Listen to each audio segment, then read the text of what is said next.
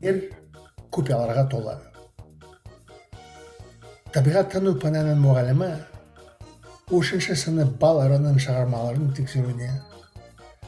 Бір сабақты қалдыратын баланың шығармасында былай жазылған: әрбір қазіргі заманда ғалымның жоғары дәрежеге дамытып кеткенін біледі. Әр мектептің 3 сыныптағы оқушысы жер өзінің қиындығы бар екенін табиғаттану сабағынан біледі. Ол темір қазық жұлдызына жақын және жердің полюстар арқылы өтеді. Солтүстік полюс бұл жер планетасының жеркендігі екен. Бірақ кейбір жердегі орындар құпияларын сақтап жүр. Олардың ерекше қасиеттері бар. Мысалы, осындай жерге барып қайтқаннан кейін адамдар науқастықтардан емделенеді. Сол жерлер киелі орындардың қатарына қосылыпты. Тіпті елдердің үкіметтері мұндай жерлерді кие сақтайтын ретіндегі тізіміне қосады. Олардан осындай әрекетіне өзінің пайдасы бар. Адамдар киелі жерлерге жердің төрт бұрышынан және аулақ түкпірінен келіп жүр.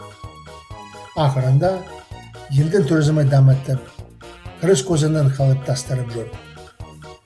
Кейбір ондар қауіпсіз емес екен. Мысалы, кейбір таулардың өңгелерінде улы газ пайда болуы мүмкін. Адамдарды тұншығудан сақтау үшін осындай жерлерде төтенше күзет қызмет атқарады.